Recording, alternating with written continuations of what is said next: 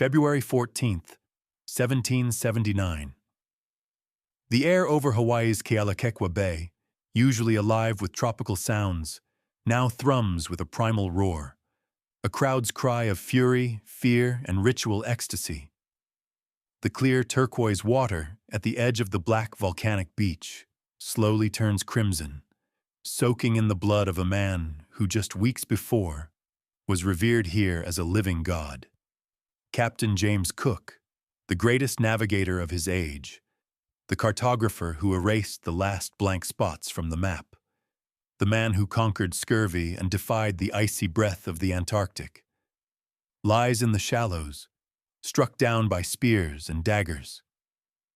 His body, once carried into sacred temples, is now torn by the same hands that offered him gifts. Here, on this tiny speck of land in the vast Pacific, the great paradox of his life and death is laid bare. How could an explorer, greeted with divine honors, as the earthly incarnation of the god of peace and prosperity, Lono, become the target of such violent hatred? What monstrous chain of events, cultural misunderstandings, and personal errors led to a triumphant arrival turning into a bloody massacre? To answer this, we must rewind time, leaving the blood-soaked beach, and look at the world that created James Cook. A world on the verge of global change.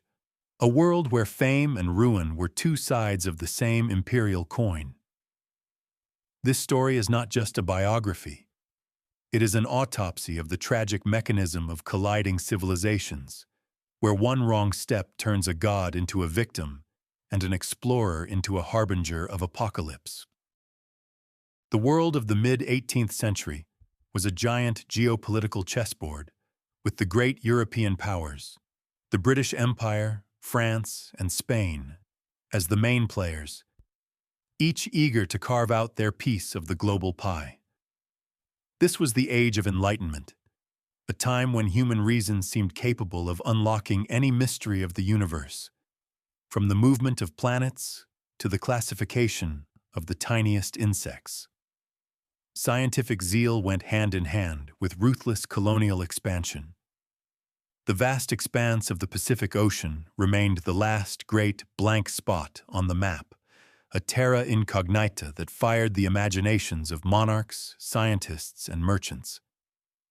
This uncharted world was not just a geographical puzzle, it was an invisible war for the future of the planet. Who would be the first to find the legendary southern continent, Terra Australis, which theorists believed must exist to balance the landmass of the northern hemisphere? Who would discover the long-sought Northwest Passage, the sea route from the Atlantic to the Pacific that promised unimaginable trade wealth? Control over these hypothetical territories and routes meant strategic dominance, new resources, and untold riches. Expeditions were not just for pure science, they were instruments of imperial policy. Every newly discovered island, every charted bay, immediately became an object of claim. Ship captains were not just mariners, they were diplomats, warriors, and agents of their crowns, authorized to declare distant lands the property of their king. In this tense atmosphere of global rivalry, the need arose for a new kind of man, not just a brave sailor, but a meticulous scientist, a brilliant navigator, and a tough leader capable of keeping a crew together far from home for years under inhuman conditions.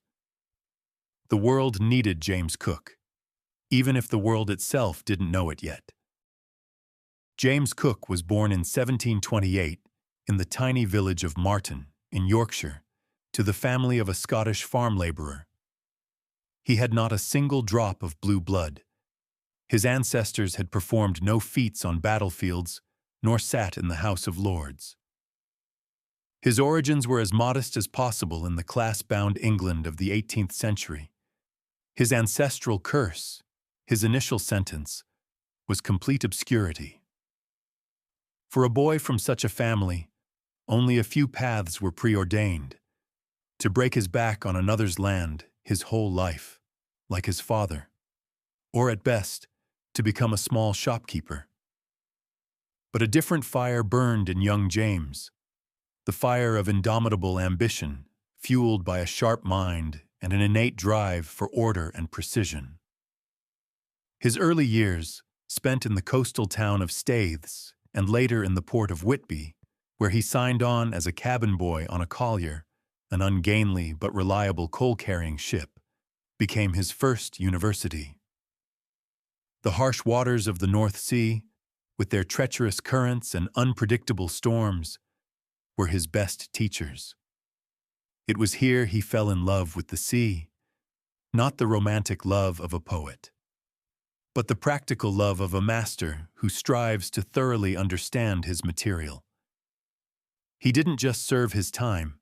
He devoured the sciences, mathematics, astronomy, navigation, and cartography, educating himself in rare free hours by the light of a tallow candle. This persistence, this obsession with knowledge, was his only capital. He understood that in a world where origin and connections decided everything, his only chance to rise to the top was to become absolutely indispensable, the best at his craft. Obscurity, which for another would have been a stigma, became for Cook the most powerful fuel, driving him to work with superhuman dedication. He had to prove to the world, and above all to himself, that a farm laborer's son could draw a new map of that very world. In the fate of great men, real prophecies and mystical omens are often replaced by a confluence of circumstances that, in retrospect, seem the only possible scenario, as if predestined from above. For James Cook, this metaphorical prophecy was the decision by the Royal Society, the most prestigious scientific institution in the world, to send an expedition to the South Pacific. The official mission was to observe an extremely rare astronomical event, the transit of Venus across the disk of the Sun, scheduled for June 3, 1769. Precise measurements of this event from different points on the globe would allow scientists to calculate the distance from the Earth to the Sun, one of the fundamental constants of the universe.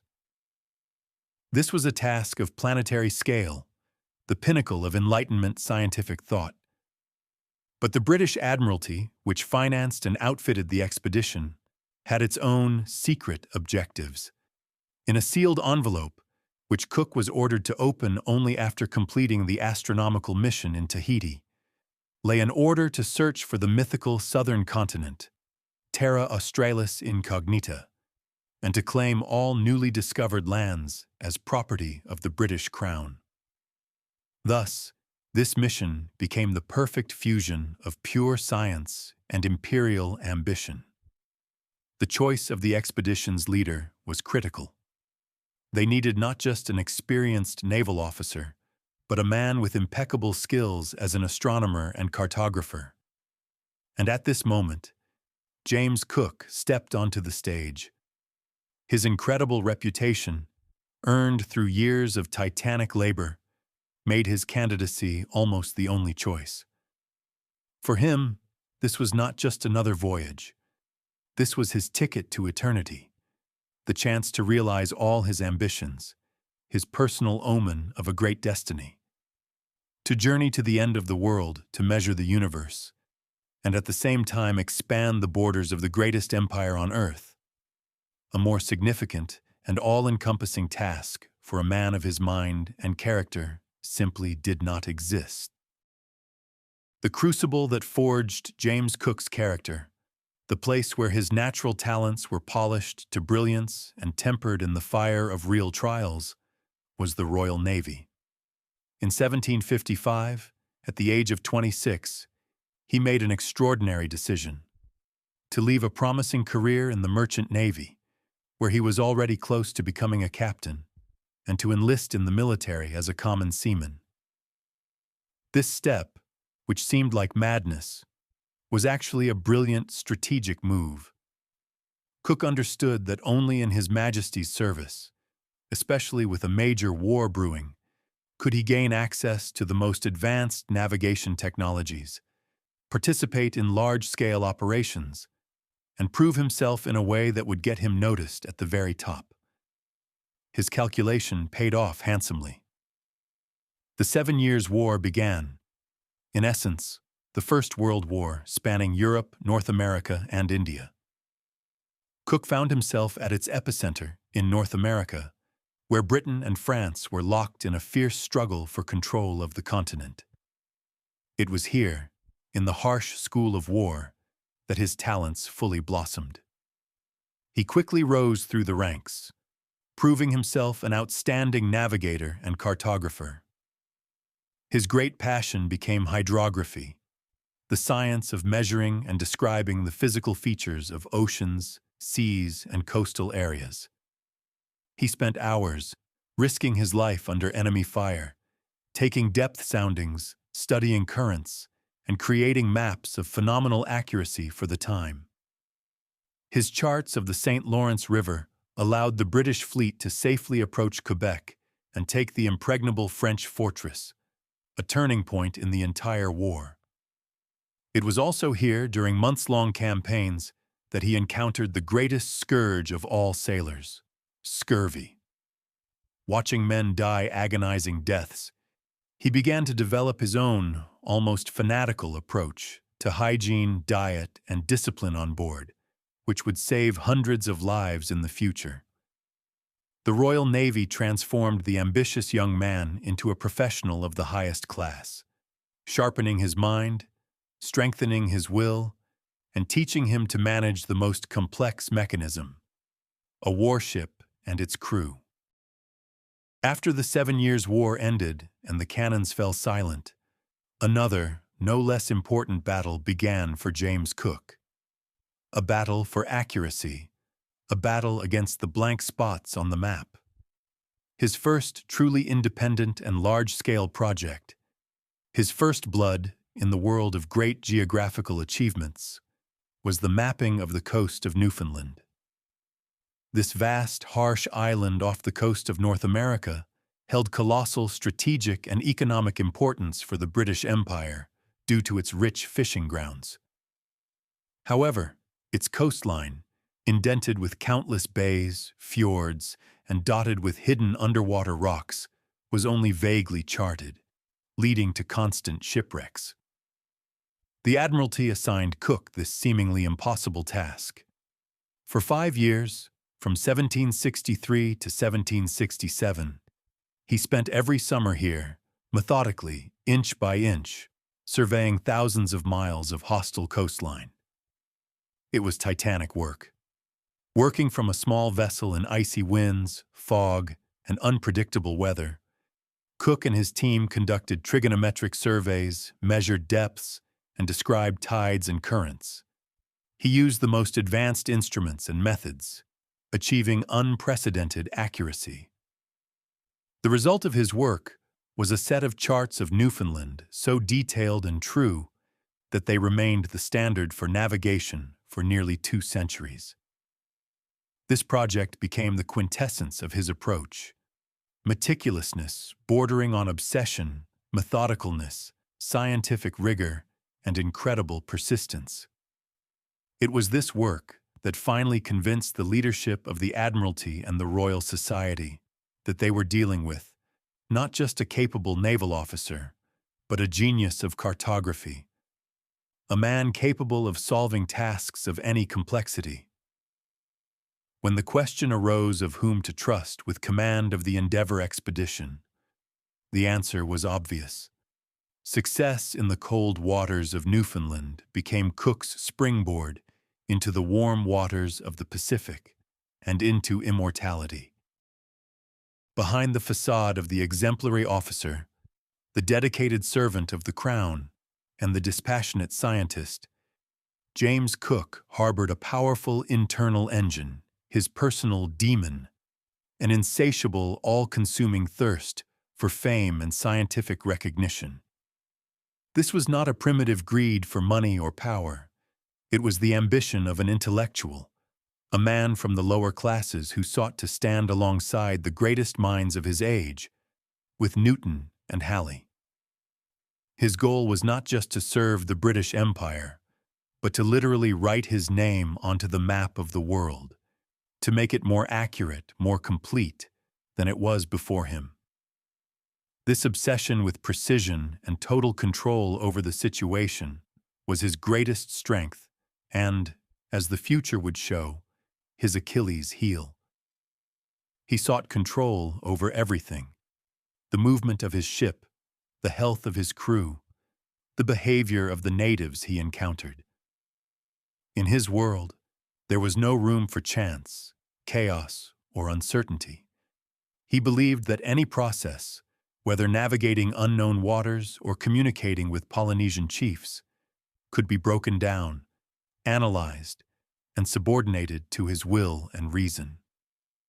This belief in the power of order and discipline allowed him to achieve what no one before him had: to complete 3 circumnavigations, losing almost no one to scurvy, and to map more territory than all his predecessors combined. However, this same trait also bred in him a growing intolerance for anything that fell outside his understanding. He struggled to accept irrationality, impulsiveness, and different value systems. When his impeccably constructed order collided with the chaos of another culture, especially in the last years of his life, when physical exhaustion and psychological burnout were added to the mix, his reaction was anger and frustration. His secret motivation, to leave behind a legacy in the form of a perfect world map, ultimately made him blind to the complex, unmappable chart of human relationships, which is what led him to the bloody beach at Kealakekua Bay. James Cook's first great voyage on the ship Endeavour, beginning in 1768, was not just another geographical expedition. It was a revolution in the very approach to exploring the world. Cook was forming not an army for conquest, but a new, previously unseen standard for maritime scientific missions. The Endeavour itself, a former collier refitted for long voyages, became a true floating laboratory, an age of enlightenment Noah's Ark. On board, the cream of scientific thought of the time was assembled. A key figure, besides Cook himself, was the young, wealthy, and incredibly energetic botanist Joseph Banks, who used his own money to fund a whole scientific contingent of artists, naturalists, and assistants. Thanks to Banks, the expedition transformed into a comprehensive study of new lands. They didn't just chart coastlines, they collected thousands of samples of previously unknown plants and animals, sketching them, describing them, classifying them. Artists like Sidney Parkinson created priceless ethnographic sketches, documenting the life, clothing, weapons, and rituals of the Polynesian peoples. Cook himself, in addition to his duties as captain and cartographer, kept detailed journals in which he meticulously described everything he saw, from geological formations to the social structures of native societies. He established iron discipline on board, concerning not only service but also hygiene.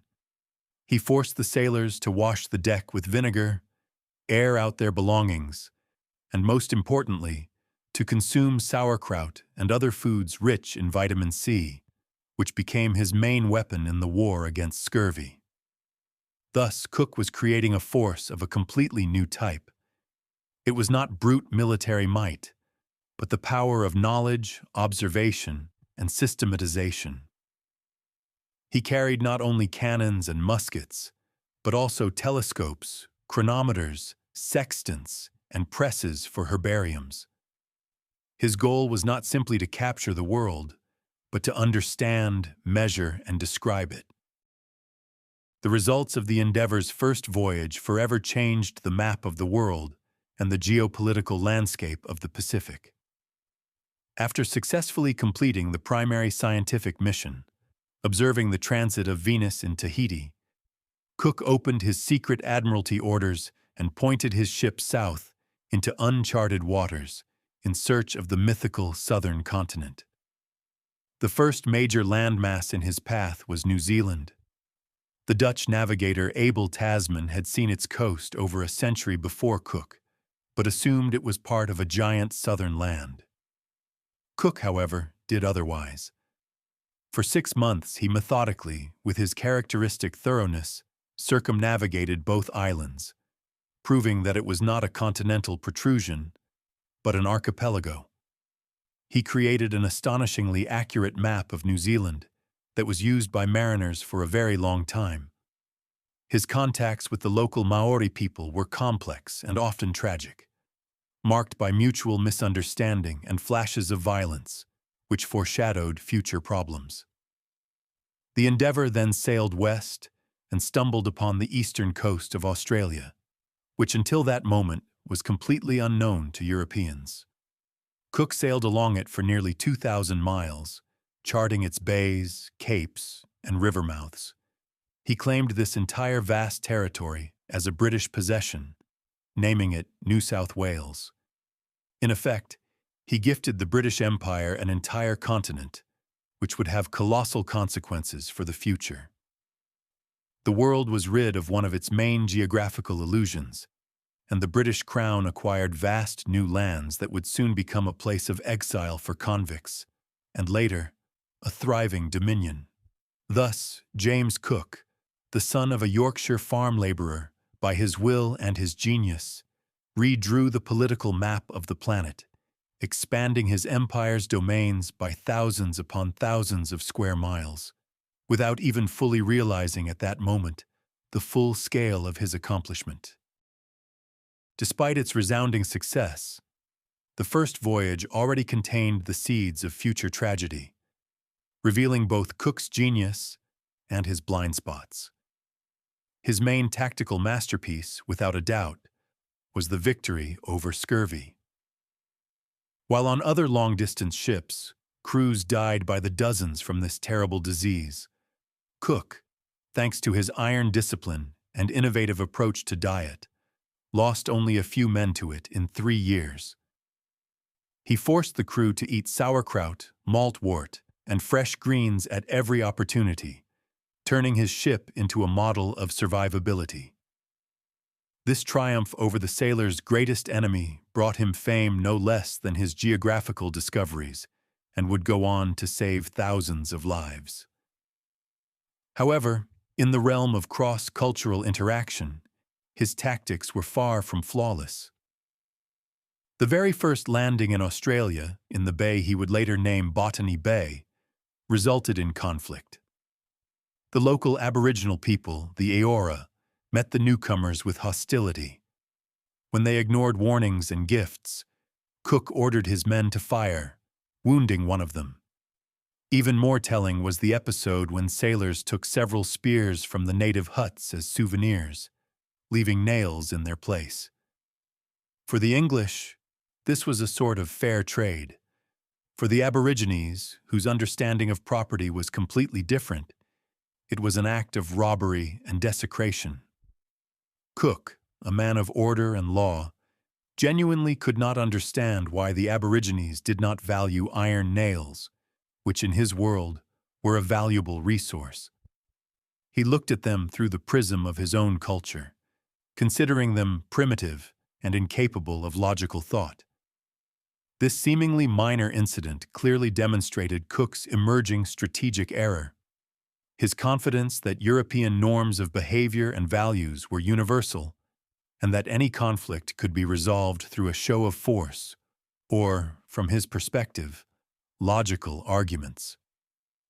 He had learned to read the ocean's currents, but he had not yet learned to read the deep currents of a foreign soul. Throughout his epic journeys, James Cook dealt with many allies and enemies, both obvious and hidden. His main and most reliable ally, without doubt, was science, represented by London's Royal Society and the Admiralty.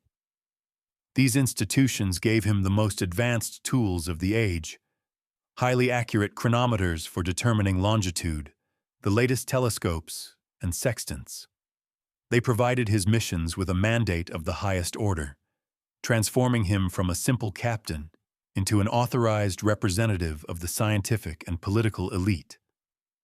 On board his ships, his allies were men like Joseph Banks on the first voyage or the astronomer William Bailey on later ones, men who shared his passion for knowing and systematizing the world.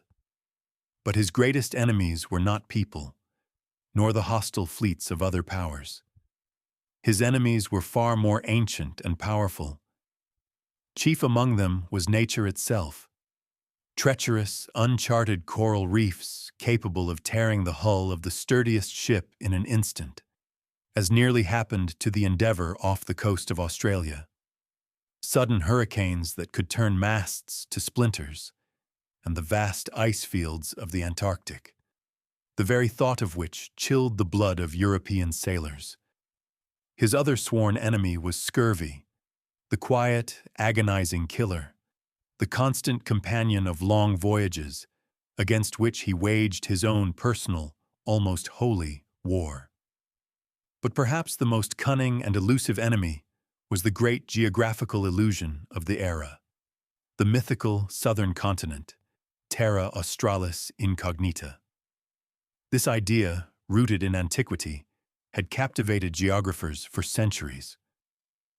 The belief in the existence of a huge, wealthy landmass in the south of the planet was so strong that it drove entire expeditions. This phantom continent was Cook's ultimate challenge. It was an enemy not of flesh and blood, but an enemy of myth. To defeat it required more than cannons and a sharp mind. It required the unparalleled courage to look beyond the edge of the known world. After his triumphant return from the first voyage, James Cook became a national hero.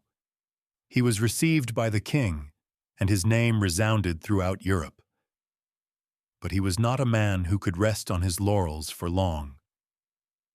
The illusion of the southern continent had still not been definitively shattered. Yes, he had proven that New Zealand and Australia were not part of it, but what lay further south, in the roaring 40s and furious 50s latitudes? The Admiralty, spurred by a thirst for new discoveries and the desire to beat the French, who were also equipping expeditions to the region, offered Cook command of a second, even more ambitious journey. He faced a critical moment of choice, a crossroads of fate. He could have refused, remaining ashore in honor and comfort, enjoying his well-deserved fame. But that was not in his character. To accept this offer meant heading into an uncharted, icy abyss, a journey that many considered a certain path to doom. This time, he had two ships, the Resolution and the Adventure, more reliable and better equipped. The main technological innovation on board was the Kendall K1 chronometer, a copy of the famous Harrison H4, an instrument that allowed for the unprecedentedly accurate determination of longitude at sea. Armed with this technological marvel and his own unbending persistence, Cook made his choice.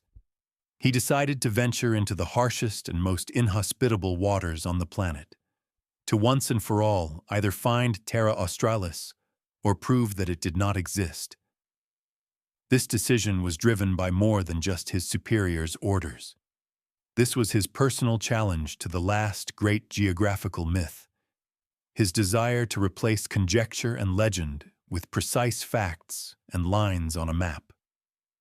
He consciously chose the path into the unknown, a path that led him to the very edge of human endurance. The second circumnavigation, lasting from 1772 to 1775, became the absolute zenith of James Cook's career, the moment of his greatest triumph. It was during this expedition that he reached the peak of his power and fame, becoming, without exaggeration, the greatest navigator in history. His primary goal was the destruction of the myth of the southern continent, and he accomplished this task with brilliance and scale. He systematically, as if combing with a giant rake, explored the southern latitudes of the Pacific, Atlantic, and Indian Oceans. 3 times, his ships crossed the Antarctic Circle, something no human had done before. They pushed through ice fields, navigating between giant icebergs in conditions of piercing cold and constant storms.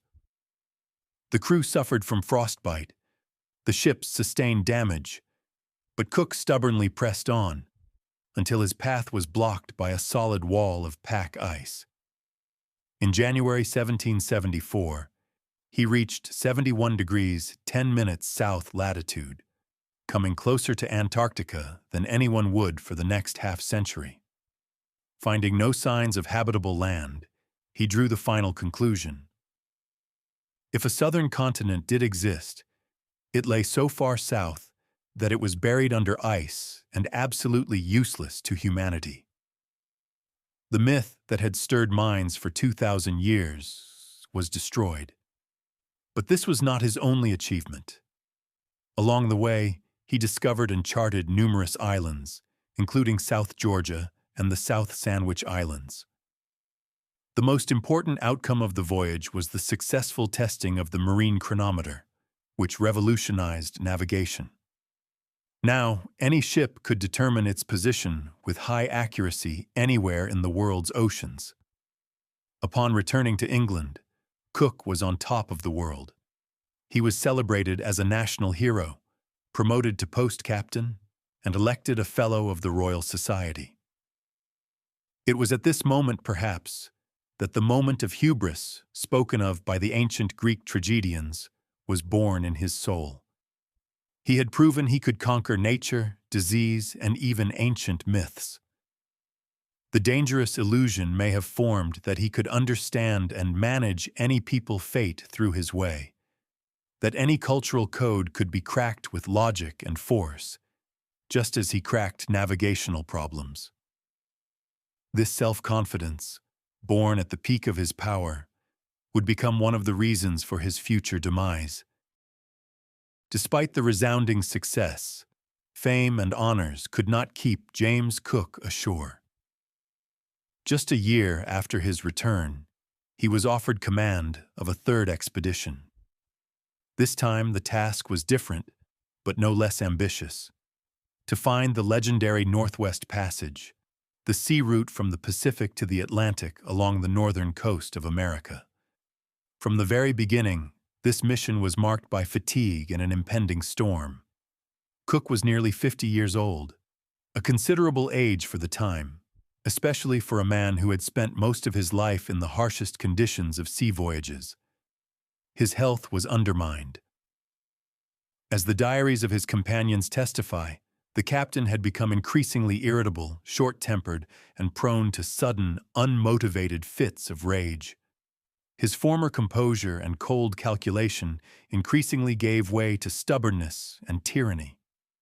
For example, during a stop at the Kerguelen Islands, he angrily ordered several sailors to be flogged for a minor infraction, which was completely out of character for him. These first cracks in his once monolithic character were harbingers of the coming disaster. The task itself, searching for a passage in the icy Arctic waters, was less about discovering the new and more an exhausting imperial chore, the solving of a complex logistical problem. The enthusiasm of the first 2 voyages, fueled by the romance of the unknown and scientific zeal, had been replaced by a heavy sense of duty. The crew, many of whom were veterans of his previous voyages, was also exhausted. The years spent far from home were taking their toll on discipline and morale. In this atmosphere of accumulated physical and psychological fatigue, the expedition set off on its final voyage. The ships Resolution and Discovery carried not only the greatest explorer of their time, but also a man on the verge of nervous exhaustion, a man whose genius was beginning to yield to his inner demons.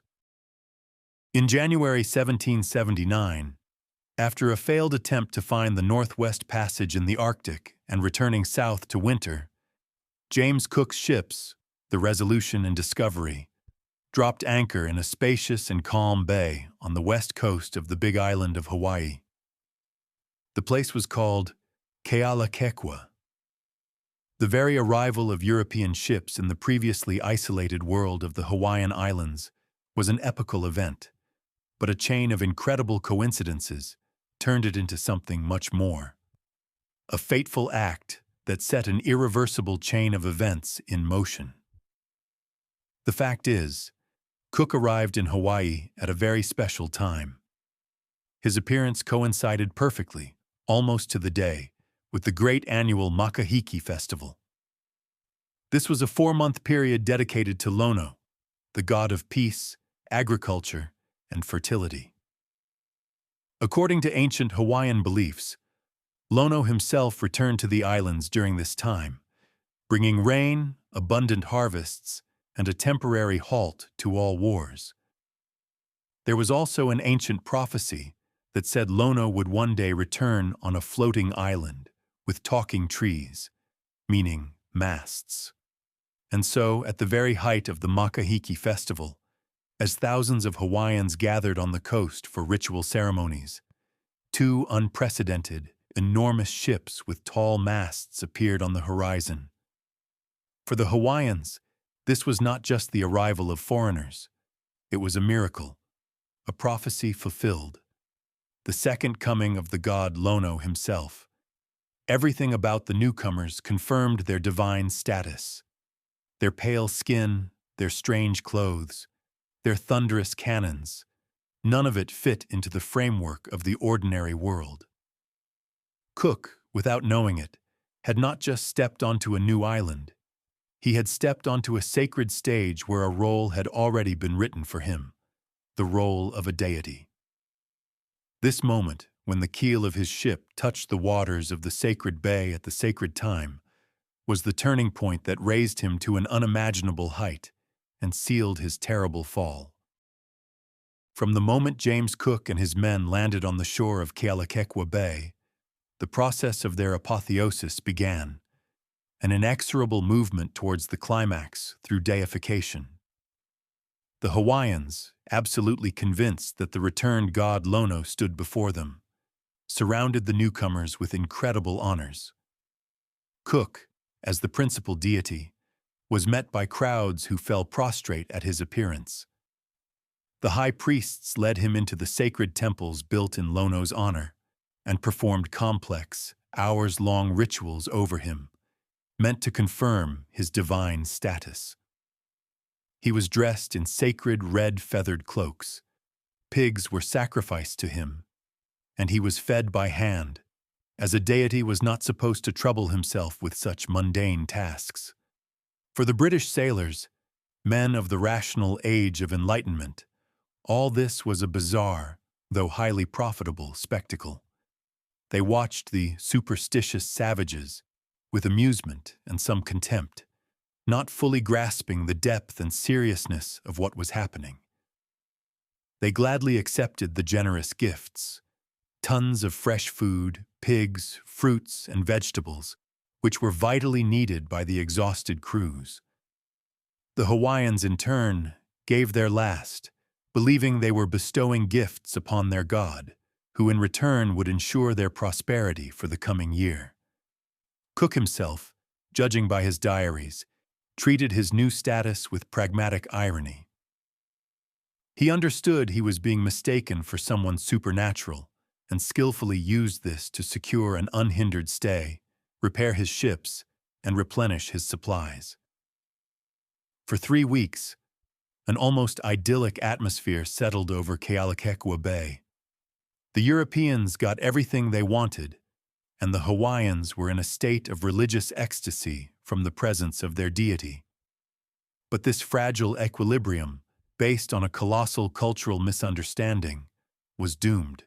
Cook and his crew, enjoying the fruits of their divine status, did not realize that this status also placed on them enormous obligations, to violate which was to commit a mortal sacrilege. While an atmosphere of almost surreal celebration reigned on deck and ashore, hidden tension was building within the British crew.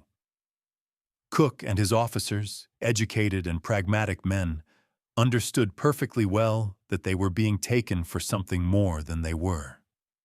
Their initial reaction was curiosity and calculation. They used their divine status as a tool to achieve entirely earthly goals, to get as much food, fresh water, and wood as possible, and to secure a peaceful rest and time for repairs. Lieutenant James King, one of Cook's most perceptive officers, described in detail the rituals performed over the captain, noting their complexity and the sincere faith of the Hawaiians. However, among the junior officers and especially the common sailors, skepticism mingled with arrogance. For them, what was happening was merely proof of the natives' savagery and stupidity. This bred a sense of impunity. The sailors, taking advantage of their position as the god's entourage, behaved more and more loosely, engaging in numerous sexual encounters with Hawaiian women, which was initially encouraged, but eventually began to cause resentment among the local men. Cook himself, though he maintained the external trappings of his divinity, was in a state of internal conflict. On one hand, he was a scientist, an explorer, who should observe impartially. On the other, he was a commander, responsible for the lives of his men and the success of the expedition, which required him to cynically exploit the situation. This duality of his position created cognitive dissonance. He was a god, but his men got sick and died. His ships needed repair, and his main concern was the number of pigs and barrels of water in the hold. This internal division, compounded by accumulated fatigue, made him increasingly intolerant of any sign of disobedience or disruption to his plans, whether from his own crew or his worshipping hosts. On February 4th, 1779, after a 3-week stay, the expedition finally left Kealakekwa Bay. The ships were repaired, their holds overflowing with provisions. From the perspective of Hawaiian mythology, everything was proceeding according to plan. The god Lono had visited his people, and now, at the end of the Makahiki season, was sailing back to his mythical land of Kahiki. The cycle was complete, the ritual observed, the farewell was touching. Thousands of Hawaiians in their canoes escorted the floating islands, wishing them a safe journey. For Cook, it was a moment of relief. He had accomplished his task, supplied his ships, and could now continue his primary mission, exploring the North Pacific. However, just a few days after setting out to sea, the unexpected happened. The ships ran into a severe storm, which battered them considerably. During the storm, the foremast on the flagship Resolution, one of the most critical parts of the rigging, gave way and snapped. The damage was serious. Continuing the voyage in this state, especially into northern latitudes, was extremely dangerous. Cook faced a choice: either attempt complex repairs in the open sea, risking the ship and crew, or return to the nearest known, safe harbor. And that harbor, unfortunately, was Kealakekwa Bay. It was at this moment that Cook, tired and frustrated by the setback, made the fatal decision that disrupted the entire course of events. He ordered the ships to turn around and go back. From the standpoint of European maritime logic, this was the only correct and reasonable move. But from the standpoint of Hawaiian cosmology, it was unthinkable, impossible, unnatural. The god who was supposed to leave for a whole year could not return after just 1 week. This decision, dictated by pragmatic necessity, became the first and greatest violation of the unwritten divine contract. On February 11th, the Resolution and Discovery re-entered the waters of Kealakekua Bay. If their first appearance was met with jubilation and awe, this time they were met with a wary, almost deathly silence. The fatal return had changed everything. The Makahiki festival season was officially over. The sacred time had passed, and with it, the special state of peace and grace it carried. The god Lono had departed, and now power on the islands had returned to the war god, Kukailamoku, and the earthly chiefs. Cook's return was a violation of the cosmic order, an event that fit nowhere within their mythological framework. It was a bad omen, a sign that something had gone terribly wrong. The hospitality and religious ecstasy instantly gave way to tension and suspicion. Cook and his men were no longer greeted as gods. They were greeted as unwelcome guests who had broken a sacred ritual. The crowds that had once fallen prostrate now watched the newcomers grimly and hostilely. The number of canoes approaching the ships dropped sharply, and those who did paddle out behaved not like humble believers, but like brazen traders, demanding exorbitant prices for provisions. Cook and his officers immediately sensed the change.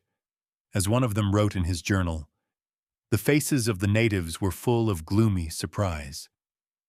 The British, who had grown accustomed to their special status and nearly unlimited access to resources over 3 weeks, were annoyed and confused. They didn't understand the reason for such a drastic shift, blaming it on the natural fickleness of savages.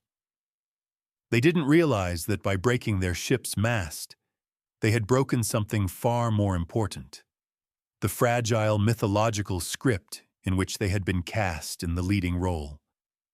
They were now actors who had walked onto the stage at the wrong time, long after the curtain had fallen. The tension hanging in the air soon began to materialize into open conflicts, driven by a complete cultural collapse. The main point of contention became the island's resources and a radically different attitude toward property. During the first visit, the Hawaiians had generously gifted the god Lono and his entourage, considering it their sacred duty. But now that the festival was over and the newcomer's divine status was in question, the situation had changed. The island's resources, already depleted by the 3-week stay of a huge crew of nearly 200 men, were not limitless. The Hawaiians were no longer willing, and perhaps no longer able, to supply the British with food for free. At the same time, interest in metal objects from the ships grew sharply among the islanders. For them, iron was of the highest value, comparable to precious stones in Europe.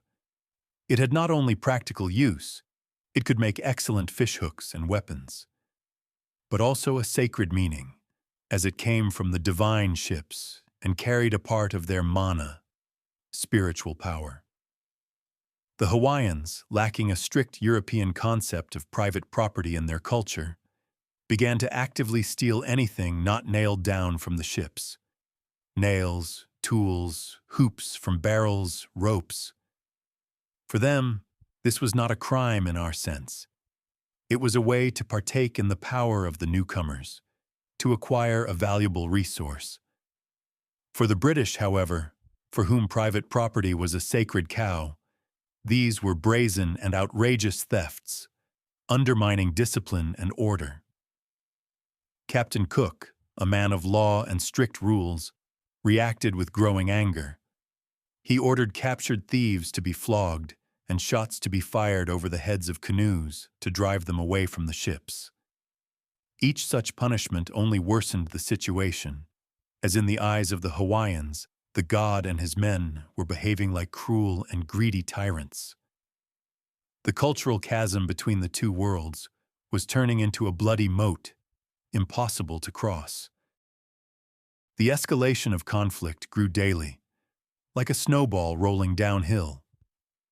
Minor skirmishes and thefts happened constantly, poisoning the atmosphere and pushing both sides to the breaking point. The climax came on the night of February 13th. While the crew slept, several Hawaiians quietly paddled out to the ship Discovery and stole its large, heavy cutter, one of the most important boats, needed for communicating with the shore and transporting cargo. For Captain Cook, this was the last straw, the one that broke the camel's back.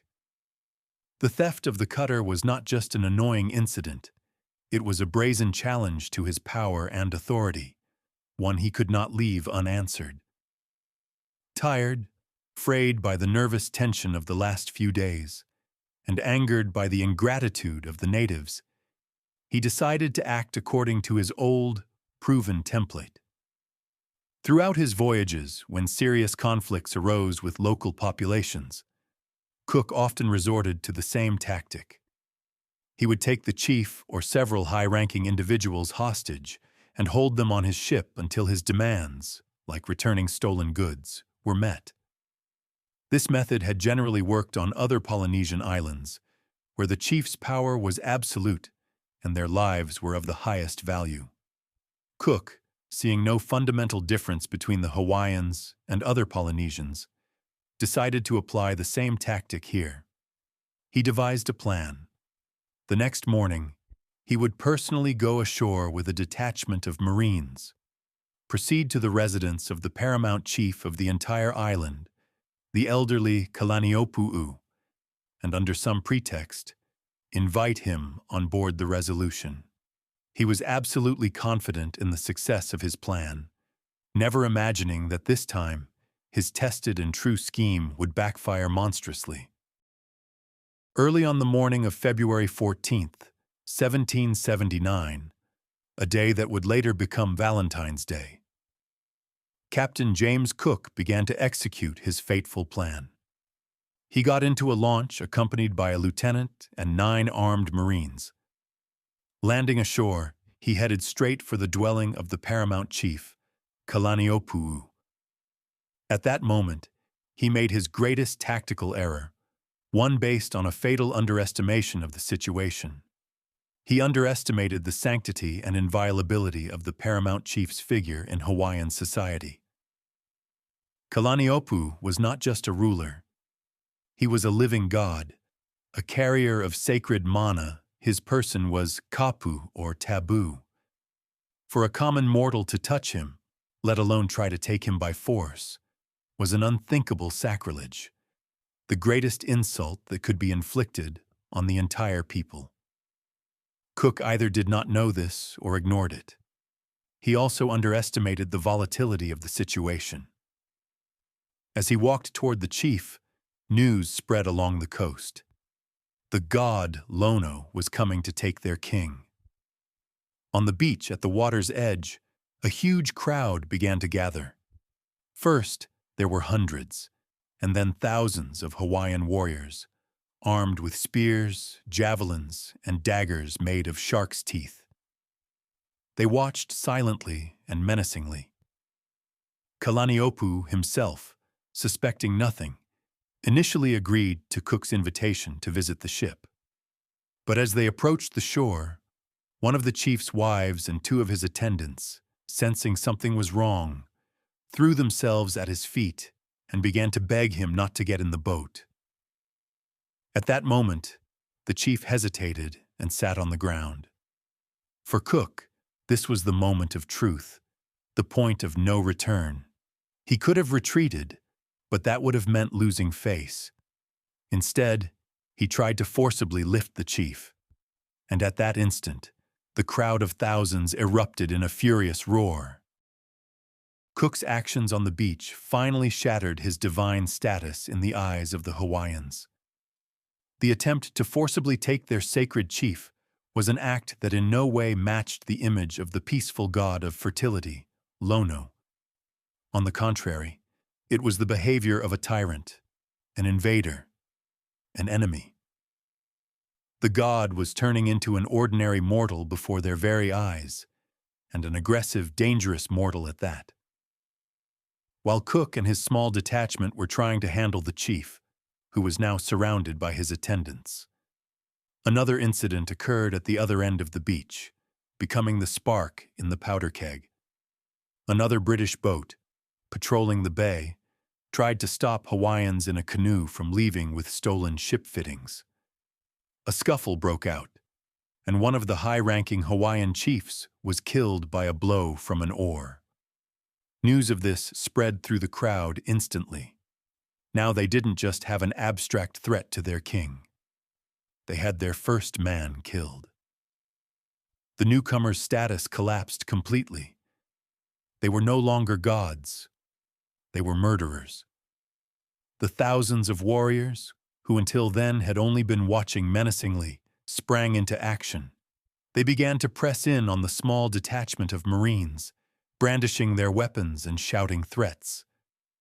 Cook, finally realizing the situation was out of control, abandoned the chief and began to retreat toward his boats, which were waiting in the shallows. But it was too late. The psychological barrier was broken. The illusion of divinity that had protected the British for so long had vanished like smoke, leaving behind only a handful of terrified, surrounded men facing a furious crowd of thousands. The chaos on the beach reached its peak. As the Hawaiians, enraged by the killing of their chief and the sacrilegious attempt to kidnap their king, rushed at the British, Cook made his final mistake.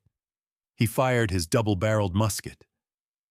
The first barrel was loaded with small shot, which only wounded one of the attackers, enraging him further. Then Cook fired the second barrel, loaded with a ball, and killed another warrior outright. This shot was the point of no return. If the Hawaiians had any doubts before, they were gone now. Beings who bleed and kill cannot be gods. And if they can be wounded and killed, it means they are mortal, just like everyone else. The killing of their kinsmen on their sacred land finally unleashed them, turning their defensive fury into an offensive one. At this critical moment, the detachment of Marines in the launches opened a disorderly fire on the crowd, causing even more panic and rage. Cook, seeing his men in the boats firing without orders, turned toward them, as historians presume, to shout and wave his hand, ordering them to cease fire. At that very instant, as he turned his back to the crowd and faced the sea, a Hawaiian warrior rushed up behind him and struck him a powerful blow on the head with a heavy club. Stunned, Cook fell to his knees. Immediately, another warrior stabbed him in the back with a dagger. The great captain fell face down into the water, and the crowd immediately swarmed his body, striking countless blows with spears and daggers. Thus, just steps away from safety, died the man who had recently been worshipped as a god. His death was not an act of treachery, but the finale of a tragedy, where each side acted according to its own logic, completely incomprehensible to the other. The end of James Cook's life was full of dark and cruel irony, as if an unseen playwright had decided to close all the plot lines at a single bloody point. The greatest navigator of his age, the man who had charted courses with incredible precision across thousands of miles of unknown oceans, was killed just a few feet from his rescue boat, having lost his bearings not in space, but in the complex web of a foreign culture.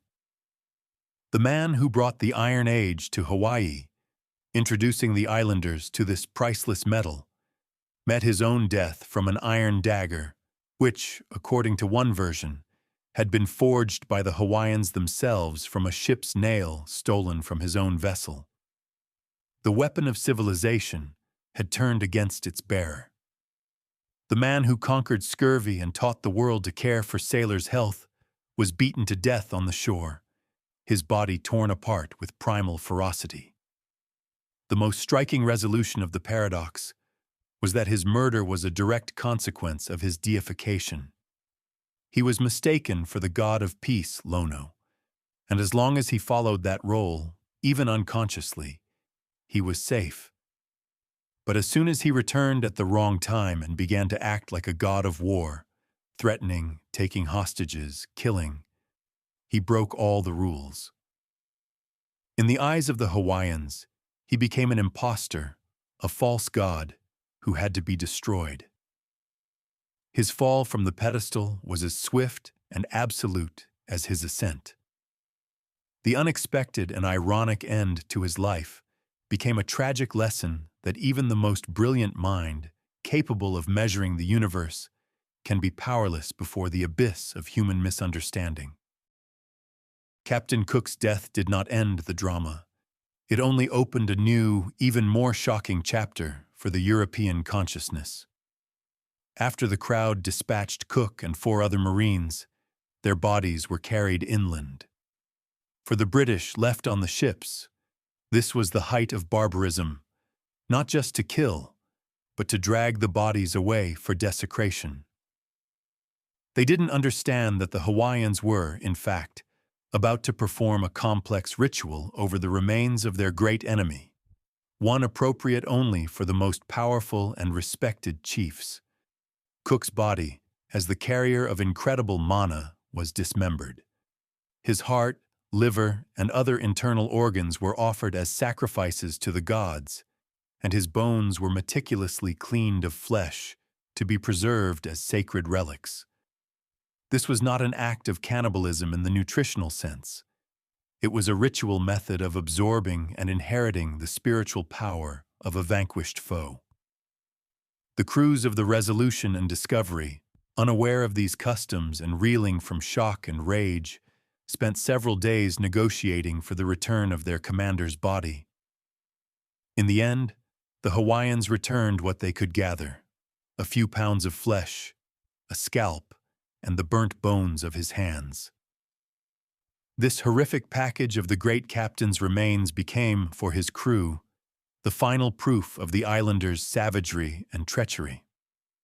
The remains of James Cook were buried at sea with full military honors, in the very bay where he had been a god for so short a time and had died so terribly as a man.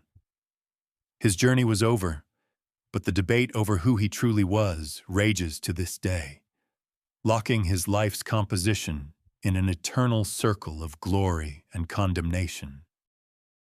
2.5 centuries later, James Cook's legacy remains as complex and paradoxical as his life. The view of his figure through the ages splits the world into 2 camps, whose assessments are diametrically opposed. For Western civilization, and primarily for Great Britain and other Anglo-Saxon countries, he remains one of the greatest national heroes, a symbol of the Age of Enlightenment. He is the fearless explorer, the brilliant navigator and cartographer who erased the last blank spots from the map.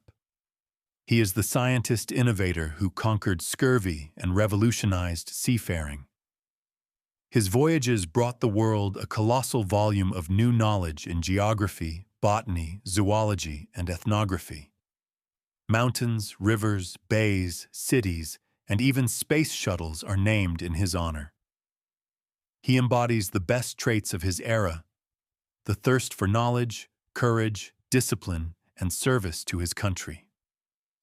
However, for many indigenous peoples of the Pacific, from Australian Aborigines and New Zealand Maori to Hawaiians, his name sounds completely different. For them, Captain Cook is not a heroic explorer, but a harbinger of catastrophe, the symbol of the beginning of the colonial era. His ships brought to their isolated lands not only new technologies, but also new, deadly diseases, like tuberculosis and venereal diseases, to which the islanders had no immunity, leading to catastrophic population decline. His arrival was the beginning of the end for their traditional way of life, their culture, their independence. He was the first link in a long chain of colonizers, missionaries, and traders who forever changed their world, and not for the better. Thus, the same historical figure is perceived both as the creator of a new world of knowledge and as the destroyer of many old worlds, and this duality of his legacy is, perhaps, the most accurate and honest assessment of him. Now, having traveled the entire path from a humble village in Yorkshire to a bloody beach in Hawaii, we can give a final, comprehensive answer to the main question. Why was the god, who was met with honors, killed on a beach. The solution to this paradox is multi-layered, like a geological cross-section. James Cook was killed not because he was a god, but because he stopped being one at the worst possible moment and in the worst possible place. His death was not the result of a single cause, but of a perfect storm, a tragic confluence of many factors. First, colossal cultural misunderstanding. Cook and his crew fell into someone else's myth, someone else's religious script, the rules of which they did not know or understand. They mistook divine honors for a display of naive savagery, not as part of a strict ritual, the violation of which was punishable by death.